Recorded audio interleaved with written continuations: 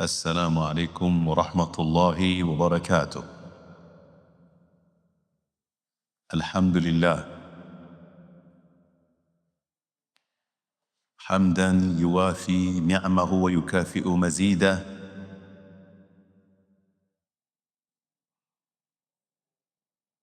وصلى الله وسلم وبارك على سيدنا ومولانا محمد وعلى آله وصحبه ومن سار على نهجه إلى يوم الدين، وبعد. اللهم علمنا ما ينفعنا وانفعنا بما علمتنا وزدنا علما واجعلنا من عبادك الصالحين. ربنا انفعنا بما علمتنا، رب علمنا الذي ينفعنا، رب فقهنا وفقه أهلنا وقرابات لنا في ديننا مع أهل القتر أنثى وذكر.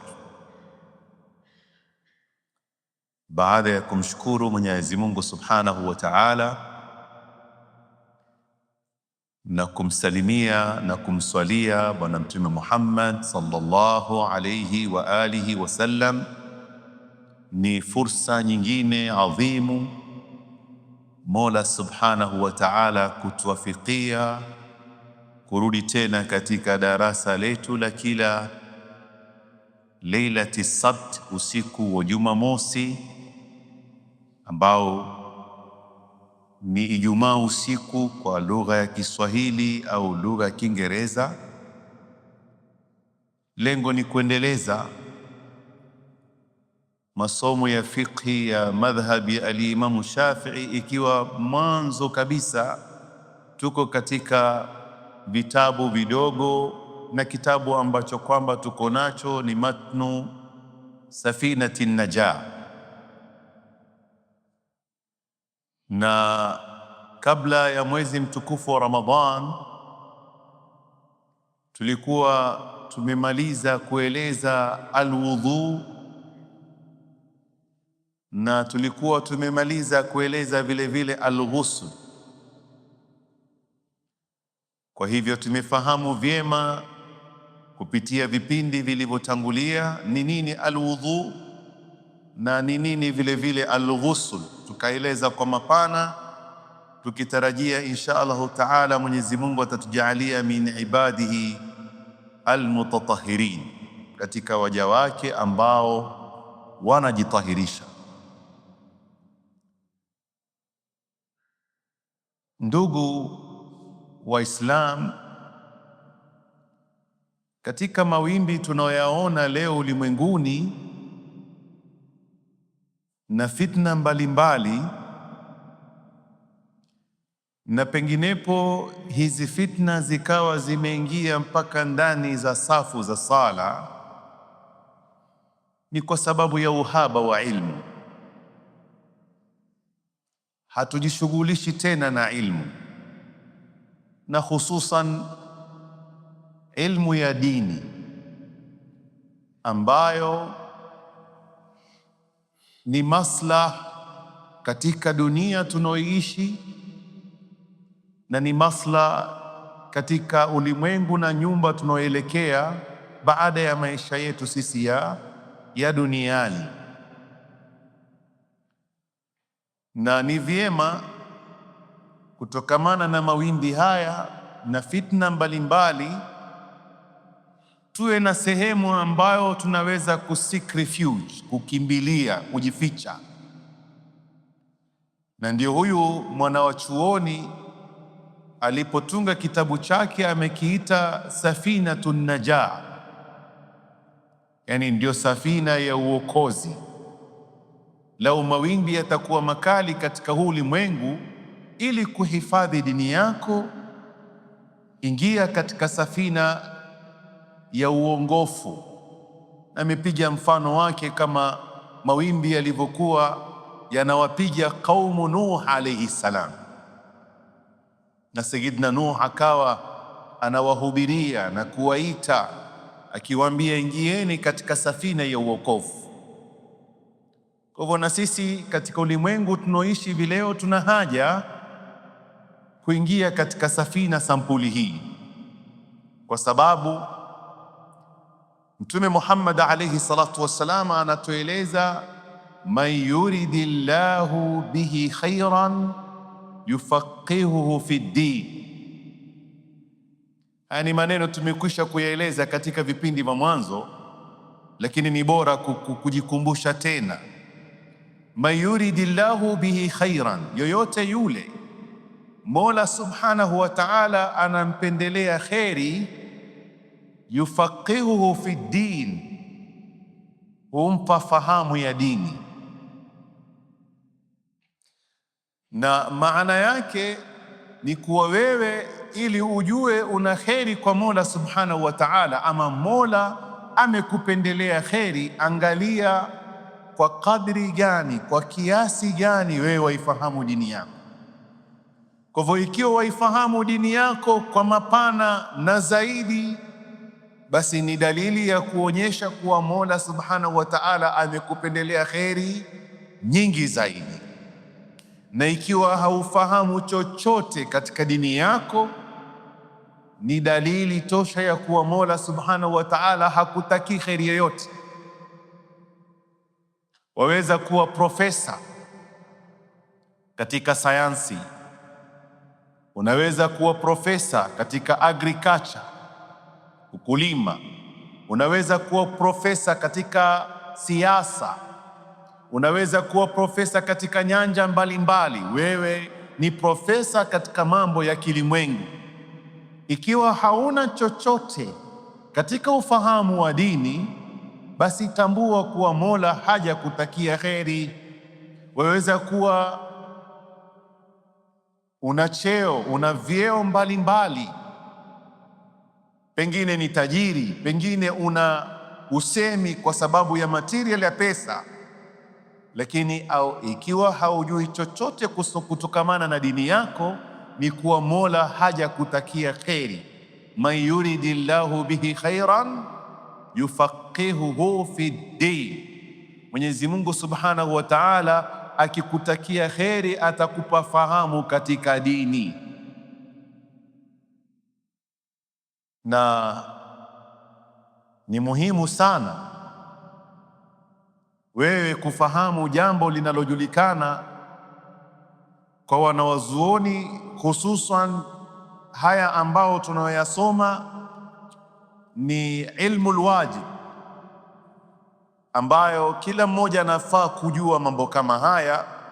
Ujue sala yako, ujue saumu yako, yani uwe na sehemu fulani wewe alhamdulillah katika ilmu lwajib umeweza kuitekeleza, na hii ni fardhu aini, ni faradhi ya kila mmoja, lazima awe nayo, si fardhu kifaya, si faradhi ya kutosheleza. Ilmu lwajib ni fardhu aini, kila mmoja lazima awe na kitu kinachojulikana kama fardhu aini.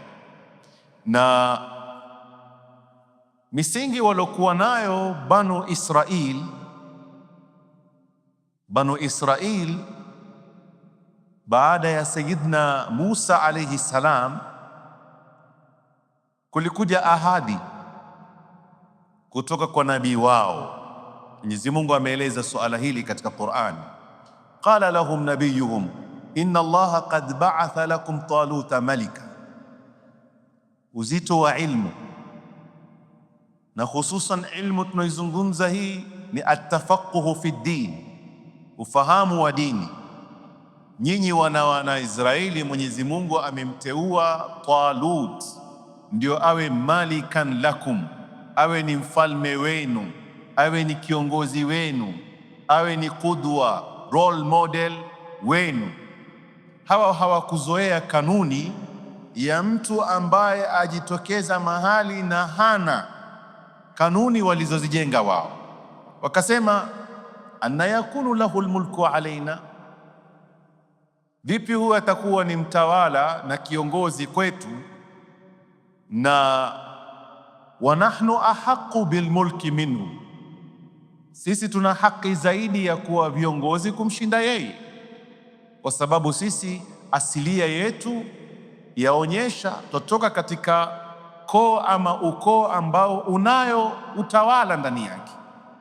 Walam yuta sa'atan min almal, Sababu nyingine ni kuwa huyu hana mali, kwa sababu uongozi kwao wamejenga katika ukusanyishaji wa mali, au uongozi kwao ni kutokamana na ukoo wa mtu.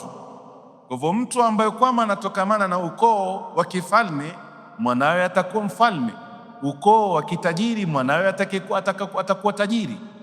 Kwa hivyo hizi ni system walizokuwa wameziweka, lakini nabii wao akasema, qala inna Allaha astafahu alaykum, Mwenyezi Mungu amemtaua juu yenu, is the chosen one. Na system kwa Mwenyezi Mungu Subhanahu wa Ta'ala haiendi kwa system uloziweka hizi nyinyi wanadamu, sababu kuwa wazadahu bastatan fil ilmi wal jismi, amempa sehemu kubwa ya ilmu na pia anao nafasi kubwa ya misuli, ana nguvu, kwa sababu utawala na uongozi hauendi tu na ilmu peke yake. Unaweza kuwa ukawa na ilmu na ukawa dhaifu, ukawa mnyonge, kama Sayyidina Abu Dharr al-Ghifari, sahaba huyu, anamwambia Mtume Muhammad alayhi salatu wasalam, kwa nini usinipe ukubwa? Kwa nini usinipe uongozi? Sahaba ni mwanafunzi wa Mtume Muhammad, yani qualifications zote za leadership anazo. Anamuuliza Mtume Muhammad, yule umempa ni kiongozi katika jihad, yule ni kiongozi mahala fulani, na mimi mbona hunipi nafasi hiyo?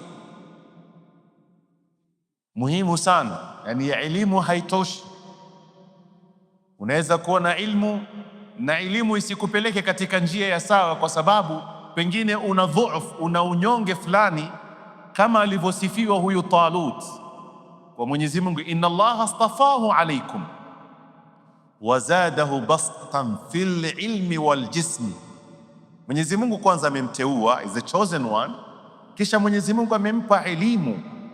Mbali na elimu amempa taka, ana nguvu, ni mtu ana misuli ya kuweza kukabiliana na madhalimu, ana misuli ya kuweza kutetea haki.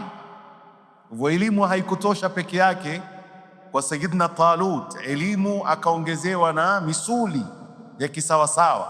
Huyu Abu Dharr al-Ghifari, baada ya kuomba utawala, Mtume Muhammad alayhi salatu wassalam akamwambia, innaka dhaifun.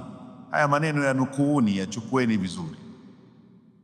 Huyo ni sahaba ambaye ameshiba ilmu, amechukua ilmu kutoka kwa Mtume Muhammad alayhi salatu wassalam. Lakini Mtume Muhammad anasema, pamoja ya kuwa wewe ni mwanafunzi wangu, una all qualifications za kuwa leader, lakini anta dhaif, wewe ni mnyonge. Rafiki yangu mmoja ananieleza, kuna watu wanahukumu mambo kwa akili, wakija kuzungumza na wewe anatizama capacity yako ya understanding ikoje.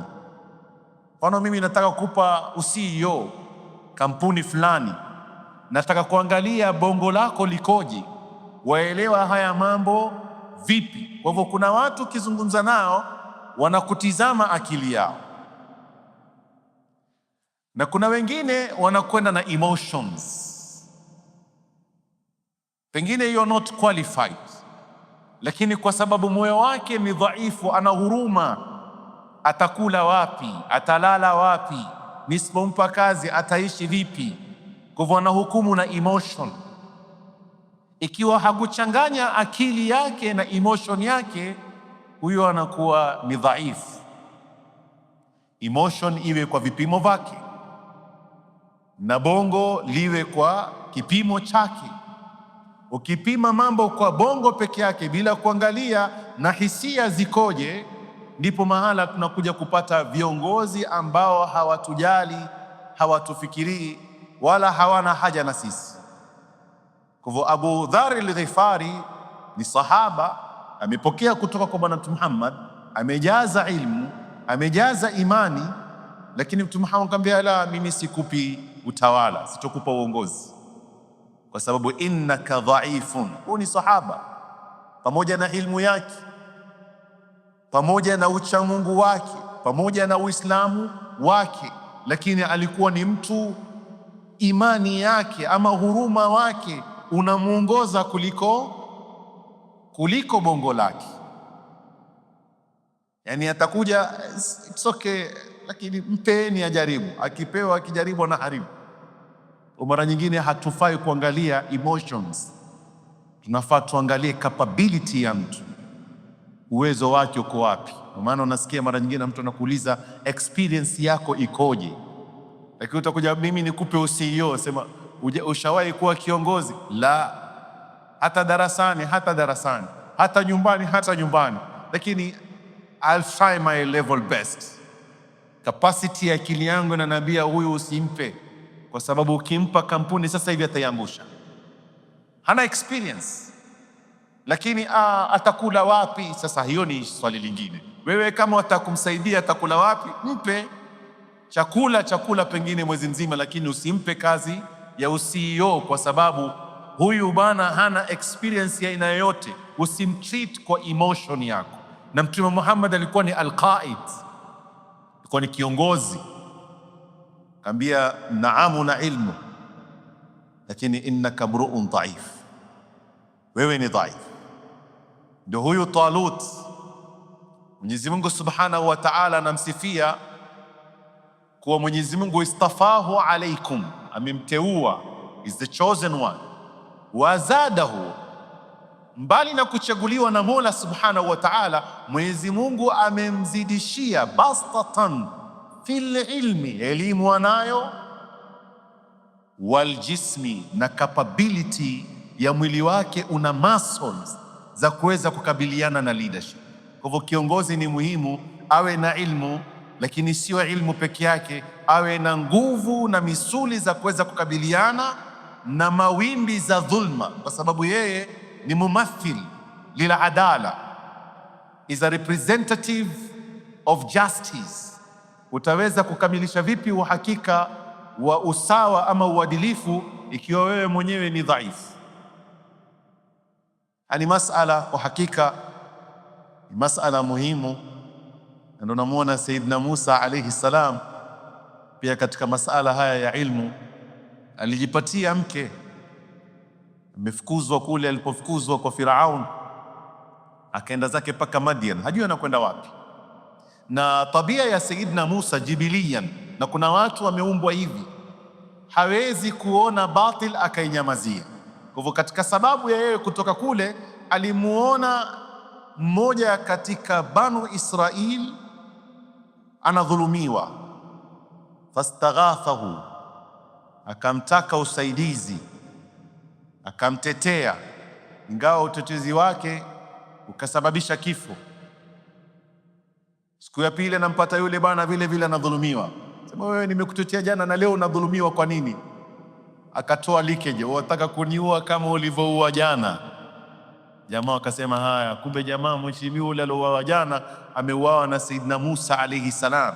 Sayyidina Musa akaja akaambia, haya jamaa wamefanya muamara, wamefanya mitingi kule, wanakutafuta. Kwa hivyo mimi nakunasihi, toka jitetee mapema, angalia mahali ukajifichi. Basi akajikuta katika ardhi ya Madian, mgeni, ana mwenyeji, niketi mahali anaona watoto wa kike wa Nabii Allah Shuaib kwa heshima na adabu walolelewa na baba yao Nabii Allah Shuaib, hawawezi kwenda katika zahma, msukumano wa wanaume kwenda kuchukua maji kuwanywisha mbuzi wao ama wanyama wao. Kwa hivyo wamejiweka kando. Tabia ya Sayyidina Musa kama alivyomtetea yule, kuna hawa bana wanastahiki kwa sababu ni madhaifu, pengine ni madhaifu kwa sababu ni wanawake, hawezi zahma, basi mimi nitawasaidia. Hii ikawa ni sababu ya yeye kupata mke. Kwa watoto waliporudi kwa baba yao, mmoja akasema, qalat ihdahuma ya abata au ya abati, baba, istajirhu, mpe kazi. Na hii yaonyesha system ya muamala ipo zamani. Hii miamala tunaoizungumza katika fiqhul muamalat ipo zamani. Kumwajiri mtu, mpe ujira, mpe kazi, lakini ikawa kuna qualifications za hatakikana na qualifications zaeleweka, zajulikana. na Sayyidina Musa ashaonekana anazo hizo qualification zenyewe ni zipi? Inna khaira man istaajarta alqawiyul amin, yule ambaye kwamba unampa ujra, unampa kazi, awe ni mtu alqawi, ana capability, ana uwezo, ana muscles. Kisha al-amin, awe ni mtu mwaminifu. Ndio utakuja kumwona hata Abu Dharr al-Ghifari katika maana yake Mtume Muhammad alipomwambia innaka dhaifun wa innaha amana, wewe ni dhaifu lakini pia hii ni amana. Sayyidina Abu Dharr al-Ghifari, wa innaha yawma al-qiyama khizyun wa nadama, uongozi kesho siku ya kiyama tena ni khizyu wa nadama, na ni majuto. Na wewe huwezi haya mambo ya kupigana na watu hivi sasa, hauwezi. Khulasatul qawl ni kuwa ilmu ndio ufunguzi mkubwa katika kustahiki kila jambo. Ilmu ndio kila kitu, na ndio Mtume akatueleza kama tulivyotangulia kueleza mwanzo, man yuridillahu bihi khairan yufaqihuhu fi din, yoyote yule Mola subhanahu wa ta'ala akimpendelea yeye kheri, basi anampa fahamu ya dini. Jipime kuanzia leo, unafahamu dini kiasi gani? Swala yako waifahamu kiasi gani? Ilmu alwajib, kutawadha kwako, kuoga kwako, kujistiri kwako, kufanya kazi kwako, ukiona namba yako inakwenda juu katika ufahamu wa dini, jua kuwa ni iradatullahi, ni katika kutaka kwa Mola subhanahu wa ta'ala kukutakia wewe kheri. Mwenyezi Mungu subhanahu wa ta'ala atupe ufahamu wa dini, atupe fiqhi ya dini. Allahumma allimna ma yanfa'una wanfa'na bima 'allamtana wazidna ilma innaka qadirun wa innaka ala kulli shay'in qadir. Darasa letu la leo ni maneno ya mtunzi wa kitabu katika kitabu chake Safinatun Najah, asema faslun shurutul wudhu'i 10. Masharti ya kusihi alwudhu ni masharti 10. Mengine tumeyaeleza, lakini si makosa kama darasa litakuwa limerudia baadhi ya masala tukaweza kujirudia au tukaweza kujisomesha, itakuwa inazidisha ilmu juu ya ilmu. Kwa faslun shurutu alwudhu'i 10, masharti ya alwudhu, ili udhu wako uwe umekamilika, uko sawa, una masharti 10. Al-awwalu al-islam, kwanza mtu awe Muislamu. Tumetaja mara kwa mara, si makosa kurudia.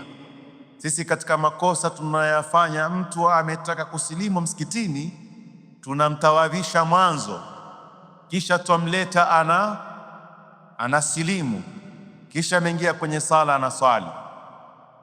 Udhu wake alipotawadha alikuwa amesilimu? La, kwa hivyo haijaswihi, kwa sababu ni katika ibada badania, ibada ya kimwili, na madamu ni ibada la budda minan niyya, na niyya katika shurutu zake ni al-islam, lazima awe Muislamu. Lakini kuna masail fiqhiyya, masail fiqhiyya wa mtu anaweza kumuoa alkitabia.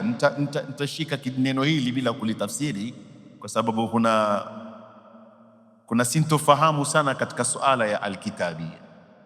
Lakini alkitabia kwa ufupi si Muislamu, lakini kuna wale walioelezwa katika Qur'ani tunaweza kuwaoa. Je, wako ama hawako? Ni munakasha mkubwa sana katika wanazuoni. Kwa hivyo hatuwezi tukafasiri tukasema ni Mayahudi, tuweze tukatafsiri tukasema ni Manasara.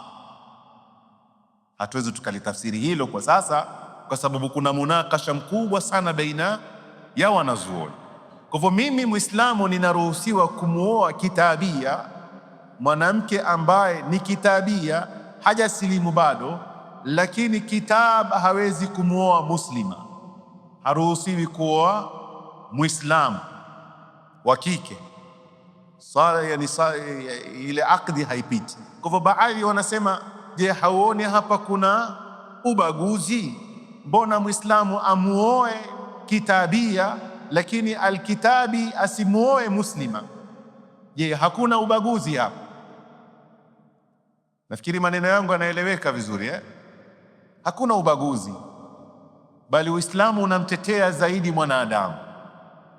Number one, kitabia ikiwa yuko katika aqida aloiwacha Sayyidina Musa alayhi salam, ikiwa ako bado katika aqida aloiwacha Sayyidina Isa alayhi salam, lau ataolewa na Muislamu yeye pia amwamini Sayyidina Musa alayhi salam na anamwamini vile vile Sayyidina Isa alayhi salam, hawezi kumdhulumu kwa sababu yeye pia amwamini Sayyidina Musa na vile vile amwamini Sayyidina Isa alayhi salam.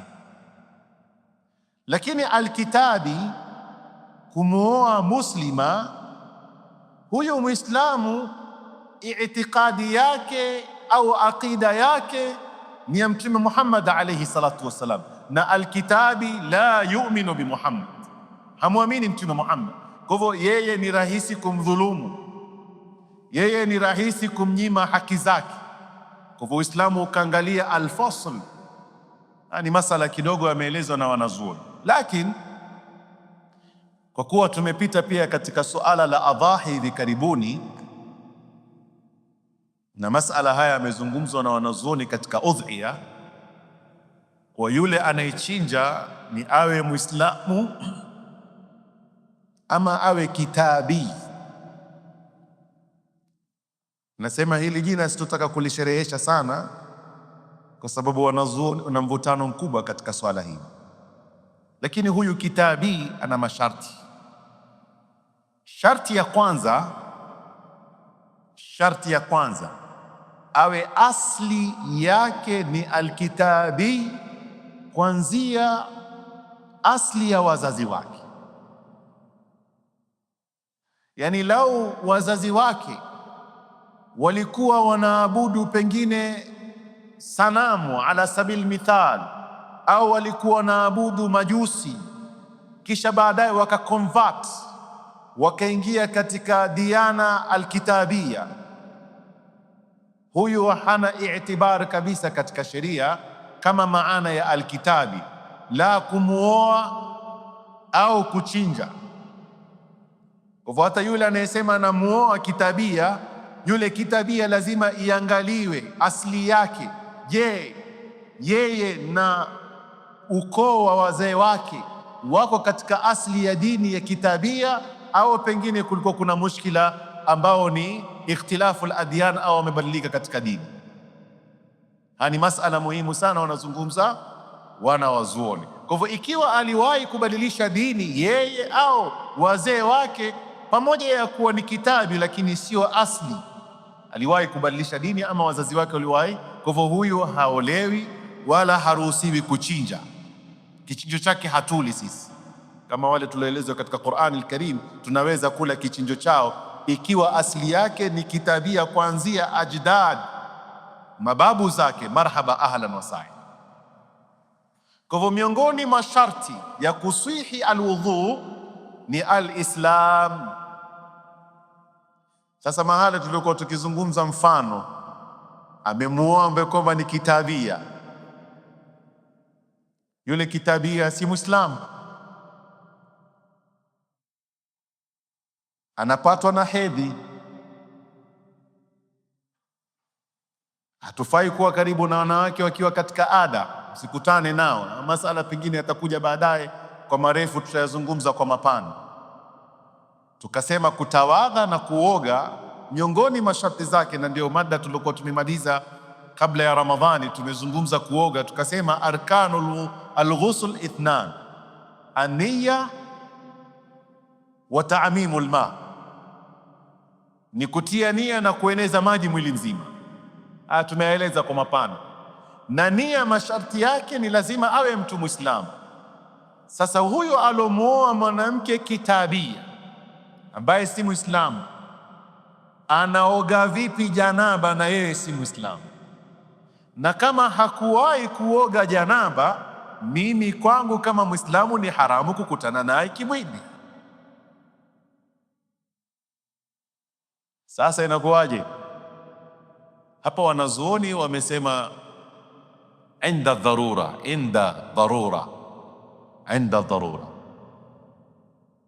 wakati wa dharura huo itakuwa kwa masharti tuliokuwa tumeyaeleza. Wakati wa dharura itakuwa imefika, kwa hivyo ataoga listibaha, sikuwa yeye amejitahirisha, lakini listibaha ni kuhalalisha kile kitendo cha mume wake. Masala pengine yatakuja mengi hata kwa yule ambaye kwamba ni mtu ambaye kwamba ni ana damu listihadha. Kwa hivyo sharti ya kwanza ni Uislamu. Sharti ya pili ni at-tamyiz. Tamyiz iliyoelezwa kwa fuqaha na imetolewa kutoka kwa hadithi ya Bwana Mtume Muhammad alayhi salatu wassalam, muru auladakum bisalati wa hum abnau sab'in. Wanazuoni wametoka kutoka katika hadithi hii, waamrisheni watoto wenu kuswali na wao wako katika umri wa miaka misaba. Kwa hivyo wanazuoni wamezungumza sinu tamyiz, umri wake ni miaka misaba, wakitohoa maana ya hadithi ya Mtume Muhammad alayhi salatu wasalam. Lakini wakaongeza baadhi, ikiwemo katika madhhabi ya Imam Shafi'i, wakasema katika sinu tamyiz ni kuwa yule mtoto aweze kwenda haja mwenyewe, aweze kujitahirisha kutokamana na najisi mwenyewe, aweze kula na kunywa mwenyewe. Akiwa ana uwezo huo wa kula mwenyewe na kunywa mwenyewe na kuenda katika haja mwenyewe kujitahirisha, tayari ashaingia katika sinu tamyiz, hata kama haikufika miaka misaba, lakini kadri ya ulama walivyozungumza ni miaka misaba. Miaka chini ya miaka misaba si sinu tamyiz. Kwa hivyo mtoto wa miaka mitano ambaye anajua kutawadha, akitawadha udhu wake haijaswihi hata kama ni Muislamu, kwa sababu hana at-tamyiz. Swali lingine laja, masail fiqhiyya. Mwanamke ametoka ameenda zake haji, ni mjamzito, ametoka na mume wake, mashaallah tabarakallah, hawajaanza ibada ya haji, mwanamke amejifungua mtoto, kwa hivyo anataka kwenda naye katika kila sehemu. Je, mtoto anaweza kumfanyia haji? Anaweza kufanya haji? Naam, anafanya haji, lakini haji yenyewe si wajibu kwake, haitokuwa wajibu kwa sababu hajafika katika mukallaf, lakini haji yake itasih. Anafanyaje huyu mtoto katika tawaf, ambapo tawaf hukumu zake ni kama sala, lazima atawadhe. Kufanya tawaf ni katika arkan alhaj. Huyu mtoto tayari tumeonyeshwa na ulama anaweza kufanya haji. Atafanya vipi tawaf? Na tawaf katika sharti zake ni tahara, kwa sababu tawaf ni kama sala. Ili pia wanazuoni wamesema anaruhusiwa mzazi kumtawadhisha yule mtoto wake kwa sababu ya kutawafu, lakini haina maana atakuwa ala wudhu. Kwa hivyo inda dharura. Hizi ni dharura mbili tumezitaja za wanazuoni walozieleza katika vitabu vyao, na mashaallah wameeleza kwa mapana na marefu. Mwenyezi Mungu Subhanahu wa Ta'ala atatubariki kwa mazungumzo hayo. Kwa hivyo sharti ya kwanza ni al-Islam, sharti ya pili ni at-tamyiz, sharti ya tatu ni an-naqa'u anil haidhi wan nifas, ni awe mwanamke amesafika. Na hii an-naqa maana yake ni al-khulu, yani tayari damu yake imekatika, iwe ni damu ya hedhi au ni damu ya kujifungua ya kuzaa.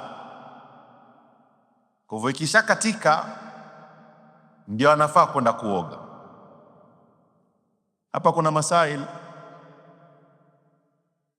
Anazungumza na zuoni, sema pengine mwanamke hataki kukutana na mume wake, na mume wake kukutana yaeleweka, mume na mke ni swala la eleweka. Tukisema lugha zetu katika darasa tujaribu kutumia lugha za kistaarabu,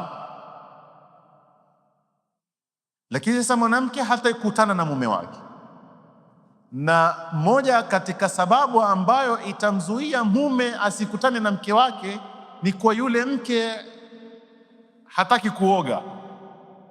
Sasa akioga atakuwa ni halali wake. Mwanamke hataki kuoga, Muislamu, mimi leo siogi mimi, kwa sababu nikioga huyo jamaa hana subra, na mimi sijisikii. Hapa kwa sababu ya maslahi ya mume anaruhusiwa kumuosha ama kumwogesha mke wake. Tumezungumza kuoga ama kukutia wudhu, sharti yake ni nia, sio? Sasa alipomweka yule katika shawa ama mwingiza kwenye swimming pool, mwanamke akutia nia, sio? Kwa sababu yeye anasema mimi siogi leo kwa sababu, lakini kwa sababu ile ghariza isizidi, mwanamume akaenda zake kufanya uzinifu kule nje au akafanya ya haramu, sheria imemruhusu yule mume anaweza kumuosha mke wake kwa sababu ya kuhalalisha. Je, josho alomuosha yule mwanamke anaweza kuswali nayo? Hawezi kuswali nayo mpaka aende aoge yeye mwenyewe kutia nia. Josho alolioga ama alooshwa na mume wake ni kwa sababu tu kumhalalishia mume wake.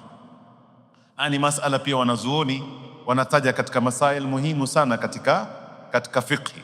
Kwa hivyo mwanamke lazima awe amesafika kutokamana na ada yake ya mwezi, au ni mwanamke alojifungua damu yake ya kujifungua ambao ni damu nifas ikatiki. Ikishakatika akitawadha udhu wake utaswihi.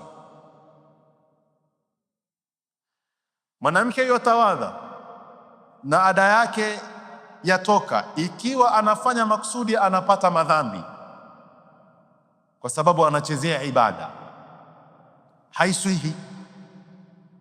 Lakini katika mwanzo darasa sisi tulizungumza hapa suala la alwudhu, tukaona Mtume Muhammad alivyokuwa akihimiza masala ya mtu kuwa ala wudhu.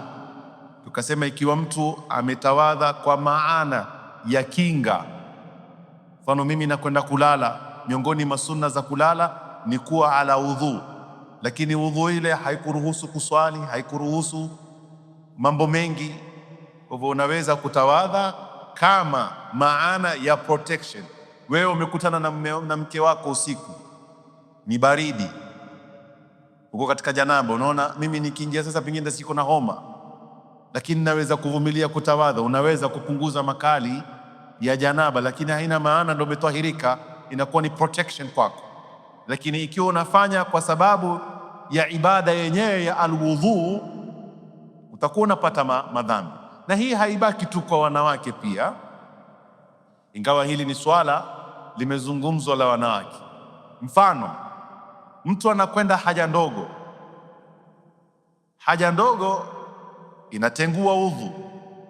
Katika hali yako ya kutawadha na huku waenda haja ndogo, pia wapata madhambi, kwa sababu ni lazima umalize haja yako ndogo. Na tuliona katika aqwal za al-Imamu Ibn Hajar na al-Imamu Ramli wamekhtalifiana, je, atawadhe ama aondoshe najisi mwanzo? Mmoja katika wao anasema kwanza aondoshe izalatu najasa thumma alwudhu, kisha atawadha. Kwa hivyo yule ambaye kwamba pengine ndio yaenda haja ndogo na huku anaanza kutawadha, anapata madhambi kwa sababu ni kucheza na ibada.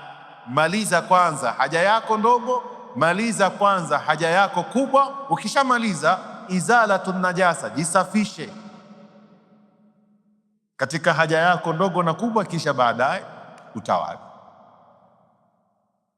Yani masala yamezungumzwa na wanazuoni, kwa kuwa wewe unapotawadha kisha wakati huo huo kuna nawaqidh, mambo ambayo kwamba yanapingana na nini, na alwudhu, na miongoni mwao pia ni kutokwa na upepo. Masala wamezungumzwa wanazuoni. Kwa hivyo yaingia hapa wanaqau anil haidi wan nifasi wa amma yamna'u wusula alma'i ila albasharati, na pia vile vile kuondosha chochote ambacho kinachozuia maji kupita katika ngozi. Na kuoga kwako ama kutawadha kwako ni ibara ya ngozi, ngozi yako, ngozi. Hapo amezungumzwa wanazuoni. Je, kuna mambo gani ambayo yanaweza kuzuia ngozi? Tumeona pengine kwa wanawake, lakini na wanaume pia ipo. Wanawake wana cutex, mfano cutex, au pengine kuna zile piko zinazojulikana za stickers, au pengine mtu amekwenda kufanya makeup ambapo makeup yenyewe ni waterproof. Zote zinazuia maji kuingia katika ngozi. Hali hii inaonyesha udhu wako hauko salama, udhu wako haiko sawa. Je, yawezekana kwa mwanamume kupatikana sampuli hii? Nami inawezekana pia.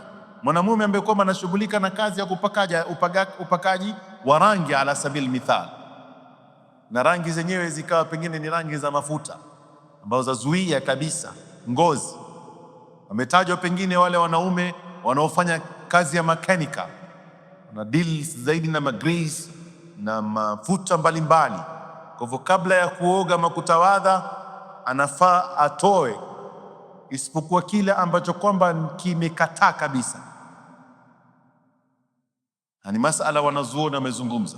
Kwa hivyo chochote ambacho kwamba chazuia mafuta kuingia katika ngozi. Na hapa tunafaa kuulizana, sijui kama kuna experts hapa, lakini tunafaa kuulizana Vaseline ambao tutajipaka sisi. Siwezi kuihukumia moja kwa moja, lakini mafuta ya nyama, mfano kama siku hizi ambapo tunakula sana nyama unayoila ikawa ina mafuta mazito yakibaki hapa, mfano katika masharubu, na masharubu ni sehemu katika viungo vya alwudhu, ikiwa hautoziondosha udhu wako haijapita. Jukumu langu na wewe kuweza kujua.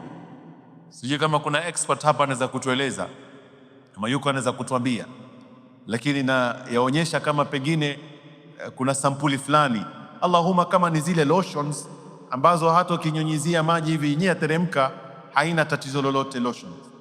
Lakini tatizo ni katika haya mafuta ambayo kwamba miganda haya, ukiyapaka mengi yanaashiria kuwa maji hayapiti katika ngozi, na hili ni tatizo. Na tukizungumza ngozi tunamaanisha ngozi na nywele yake, na ni masala yalikuja hapa tukaeleza kwa haraka, lakini tutayaeleza tena. Mwanamke ambaye amesuka rasta, taban ikiwa amebandikiza nywele zingine juu ni haramu kabisa, lakini zile nywele zake amezisuka rasta, taban maji hayawezi kuingia katika nywele wakati wa kuoga janaba, na hapa ni wakati wa kuoga janaba. Kwa hivyo ina maana analazimika yule mwanamke kufumua zile nywele zake zote ili maji ingie. Allahumma wenyewe wanasema kuna design huwa washika, lakini haikabi sana, kwa hivyo nywele yenyewe inawezekana kuingia maji, marhaba. Lakini ikiwa una hakika kuwa hata kama ni 1% maji hayajaingia, kama ni jasho la janaba halijatoka bado, kwa sababu lazima ipite albashara wa sha'r, nywele ziingie maji na ngozi yako vile vile iingie maji. Leo tunazo sasa formula zingine ambavyo watoto wakivulana nao wao wanaweka nywele, kwa hivyo nywele zinawekwa rasta. Kwa hivyo tutaona mara nyingi msikitini hapa wanakuja na yeye mwenyewe pia anakuja na kitambara chake amekifunga. Wakati umefika kuadhini? Naam, inshallah tuadhini, alafu tumalize masaili machache yanabaki. Khulasa ni kuwa mvulana ambaye amefuga rasta Haya masala nilieleza katika darasa za mwanzo. Ikiwa ni kwa namna tulioeleza, hata kama ni 1% unashaka maji kuingia, kama ni janaba, haujaoga bado. Na ibada zetu lazima tuwe na ihtiyat. Ihtiyat ni kuwa na akiba ya kuhakikisha zile ibada zetu ziko sawa. Kwa hivyo haya ni masala wanazuoni wameeleza, na tulikuwa tumeeleza baadhi katika darasa zilizokuwa zimetangulia pale mwanzo. Kwa hivyo, wa amma yamna'u alwusul alma'i ila albasharati, na pia vile vile kuondosha chochote ambacho kwamba chazuia maji kuingia katika ngozi. Wa alla yakuna ala aludhwi ma yughayyiru almaa, haya ni masala pia muhimu. Kusiwe katika mwili au katika viungo vya kutawadha ama mwili wakati wa kuoga chochote ambacho chaweza kubadilisha yale maji. Maji yanaweza kubadilika yakatoka kwa maana ya at-tahur, na at-tahur ni al-ma'u al-mutlaq, ni maji ambayo ni pure by nature. Ma'u al-mutlaq tahur ndio unatumia katika izalatu najasa na katika tahara, imma alwudhu wa imma alghusl. Sasa iwapo mimi nitakuwa na kitu ambacho chaweza kuharibu maji, imma ni najisi ambayo ikiingia katika maji ambayo kama ni duna qullatain, yale maji tayari yashabadilika kutoka katika ma'u tahur ila ma mutanajis, maji ambayo ni najisi, ni lazima mimi kwanza niondoshe hiki kitu ambacho kwamba chaweza kubadilisha maji. Na katika baadhi ya mambo ambayo kwamba yanaweza kubadilisha maji ni kama alnidad, wino. Mimi pengine nina wino, nikiingiza maji yangu katika maji, mkono wangu katika maji, yanaweza kubadilika na wino wenyewe umebadilika, yani umeonyesha, yani maji yenyewe yamebadilika kabisa. Haya ni katika baadhi ya mambo ambayo kwamba yanasababisha udhu wako usiwe sawa, au pengine kama ni josho lako lisiwe josho lilokamilika. Wal ilmu bil fardhiya, lazima uwe na ilmu ya ufaradhi wa udhu wako, yani ujue mimi viungo vangu hivi ni viungo bawaji. Ala sabil mithal, sisi tumeeleza hapa wakati wa kutawadha kuna viungo ambavyo ni sunna kuviosha na kuna viungo ambavyo ni lazima, ni faradhi, kama vile vilivyoelezwa katika Al-Qur'anul Karim. Mimi lau nitaona kuosha uso ni sunna, nikaosha, udhu wangu haujaswihi. Lakini bila aks, kinyume chake, mfano kusukutua ni sunna, mimi nikaona kusukutua ni faradhi, udhu wangu uko sawa. Au pengine tuchanganye mambo, mimi najua kutawadha ni lazima, lakini sijui viungo gani ni za sunna na viungo gani ni vya faradhi, nimetawadha vyote, hii udhu wako uko sawa. Lakini wanazuoni hapa wakhtalifiana, especially kutoka kwa al-Imamu Ibn Hajar na al-Imamu Ramli. Al-Imamu Ibn Hajar anasema yaswihi, lakini al-Imamu Ramli anasema yaswihi kwa mtu ambaye kwamba ni al-ami, mtu ambaye kwamba hajasoma ilmu. Ama yule ambaye kwamba amesoma madrasa, anaoma na wachuoni, ajue kitabu cha fiqhi, kwake lazima ajue viungo vya faradhi, hana excuse.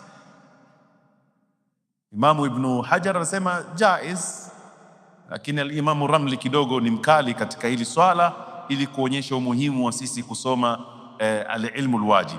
Kumaliza hichi kipengele, wa alla ya'taqida farda min furudhihi sunna, kama tulivyotangulia kusema, wal ma'u tahur, na maji ambayo kwamba ni tahara, lazima yale maji ambayo kwamba unatawadha nayo yawe ni maji al-mutlaq pure, na kama tulivyoeleza ni ima yametoka mbinguni ama ni maji ya chemchemu ambayo kwamba hayajachanganyika na chochote ambacho kwamba chaweza kuinyang'anya ile maji utahara wake. Wa dukhulul waqti wal muwalat li daimil hadath.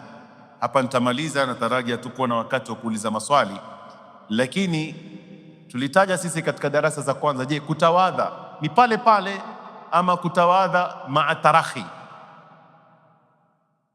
Tukaona sisi kutawadha maa tarahi, unaoruhusa wewe ya kuchelewesha kutawadha kwako, lakini ikiingia wakati ni lazima.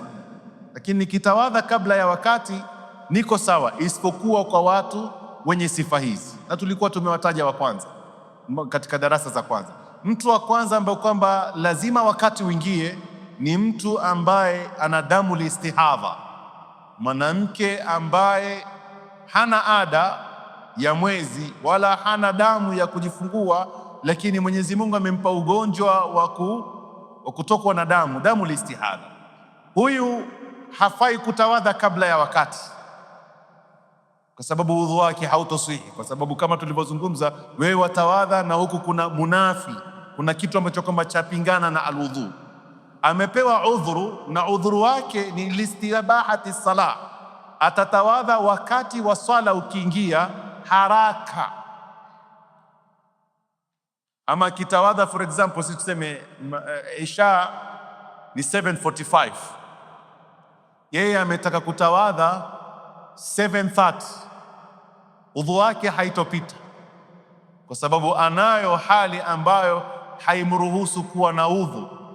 Lakini ikiingia 7:45 tayari wakati wa sala ya isha imeingia, anaambiwa maa dukhuli alwaqt. Lakini sasa yeye atakuwa na mambo kadhaa. Iingie wakati walmuwala, atawadhe bila kuchelewa. Na kuchelewa yani kiungo chako kisikauke kabla ya kuosha kiungo kingine. Yani mimi nikishaanza kutawadha niendelee moja kwa moja.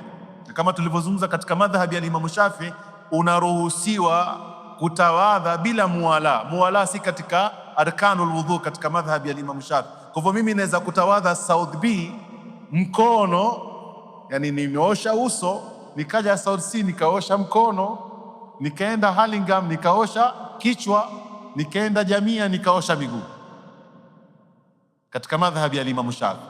Bora katika huo wakati hakukupatikana jambo linalotengua alwudhu, kinyume na madhhabi ya Imam Ahmad ibn Hanbal. Ahmad ibn Hanbal lazima muwala, yani muwala hapo hapo kitawadha, kabla hujakauka kiungo uoshe kiungo kingine. Huyu alokuwa na damu istihadha atafanya hivyo, ama yule alokuwa na salisul baul, yule ambaye kwamba mikojo yake inateremka. Siku hizi kuna pempa za watu wazima, yule ambaye kwamba Mwenyezi Mungu amempa ugonjwa kidogo, hana break katika mikojo, anaweza kutumia ile pampers. Kwa hivyo mtu huyu ameruhusiwa kutawadha wakati wa sala umeingia.